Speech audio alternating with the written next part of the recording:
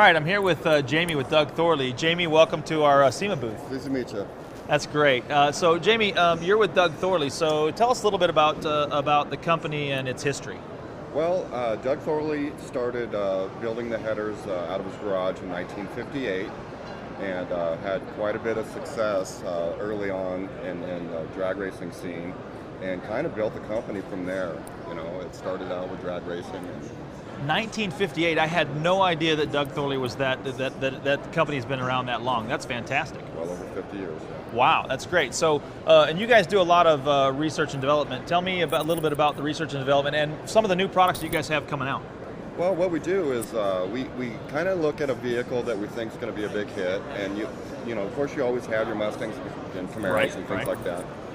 But we try to find a market that we can survive in, and what we do from there is we locate a vehicle.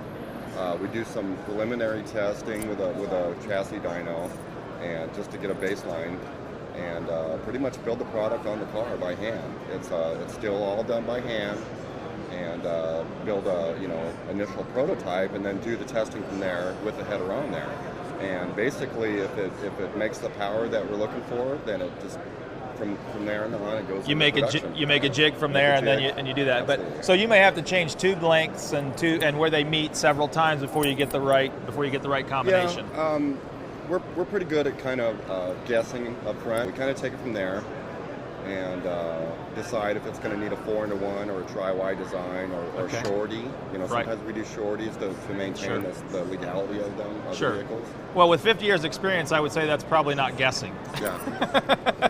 You guys are pretty good at that. So I did not know that you guys made a 4-to-1 header. I just thought they were specifically tri-Ys. You guys make the all sorts of headers? We do. Mainly it's a tri-Y. We try to focus on that, and what we found out about the tri-Y is there's this misconception that the tri-Y is good for building power down low. Right. Because we for a while there we were focusing on RVs and trucks and things like that. But what we found out on these modern muscle cars is the tri-Y works great, and what we did is we bumped the tube diameter up just a little bit more. That's the key. We found out that we're making power across the entire power band.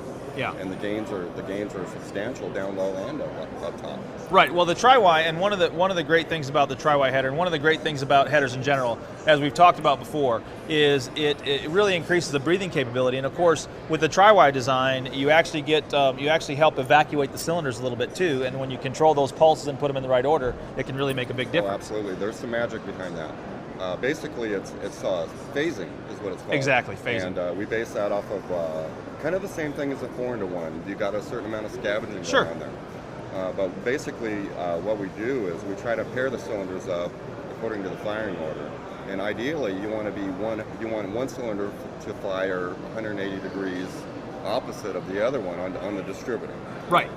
But unfortunately, that's not always practical. practical. Of doing that. Sometimes. Not always practical. So we get it as close as we can, but ideally, let's say if cylinder number 1 fires and number 3 is right next to it, just for the sake of simplicity, fires next, 1 is already running through the tube. Right. And headed towards the Y part of the tri-Y. Sure. So it actually helps extract number 3. Scavenges it. Yeah, so Scavenging. That's why it works so well. Yeah, and that's one of the things. I've run tri-Y headers before, and we actually have a set of tri-Y headers for our 4Runner that we're actually putting on there, and that's something we'll have out here shortly. But we're running a set of your Doug Thorley tri-Ys on our 4Runner for that reason. It's going to be a 4-wheel drive vehicle that we're going to do some things with, and we want the torque, so we are going to get the increased torque down low, but we're still going to get that benefit up high too.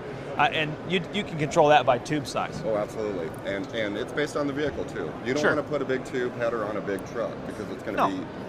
It's all about where your usable RPM band is. And you need it down low on the big trucks because that's what you're pulling in. So why would somebody choose a Doug Thorley header over some of the other brands that are out there, besides some of the obvious ones we just talked about? Well, since the beginning, we've been making these things out of thick gauge tubing, 14 gauge tubing, and thick flanges. And one of the reasons why we do that is we want the headers to last forever on a vehicle.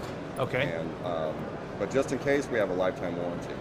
And we're one of the only manufacturers in the business that still offers that. Okay, and these other guys don't. And the thick flanges are real important because I've changed I don't know how many header gaskets on a cheap set of headers that after you heat them up 4 or 5 times or a bunch, or you put a bunch of nitrous to them or whatever, next thing you know, you're starting to pop header gaskets. That's not the case with Doug Thorley's. You guys do have some big heavy-duty flanges. Oh, absolutely. And your stuff is are all your headers stainless steel? No, only certain select models are. Okay. We feel that the cost of it doesn't merit the stainless on all headers. Sure. For instance, there's a lot of headers that go to different parts of the world where it's dry, and there's no need for stainless. Oh, there you go. A lot of people want it, so we do have some headers that we make both in stainless and so you can kind of choose steel. either way. Okay, great. Okay, Jamie, let's talk a little bit about the quality control of Doug Thorley headers. Well, what we do there is it's very difficult to make sure that a header isn't going to leak, even if it's a pinhole leak, before it leaves the manufacturing plant. Sure. So what we came up with is a creative way to test every single header that leaves the plant for leaks. Wow. And it's a foolproof system that we use, so by the time the customer gets it, there will not be any leaks, like from a welding error or anything like that. Wow. And, you guys test every header? Every single part. Wow. Okay. And so can you go into that process, or is it gonna share some trade secrets? Yeah, basically I could do it. We plug off all the openings, and we put it into a solution, and okay. we force air into it. Okay. And it's just like checking a tire for a leak. Okay. It's so simple, but it's so effective. But you guys do that every header? Every single part. Wow. So that's the quality control that you can expect with Doug Thorley headers. Excellent. Now, we have been selling Doug Thorley headers on our website, and we're real happy to have your product line. We appreciate it, and we strive to give the very best and to do those how-to videos and things like that. Do you feel like Andy's has been a good fit for you guys? Oh, absolutely, yeah. I love what you guys do as far as informing people about customers about the product. I think that's a very wise decision on your part. And I know when I'm shopping online or shopping anywhere, I like to know everything I can about the product. Sure. And I just think that's a great thing. That's a great approach. Great. Thank you so much, Jamie. We appreciate you Bill. seeing you here at SEMA. Glad to be here.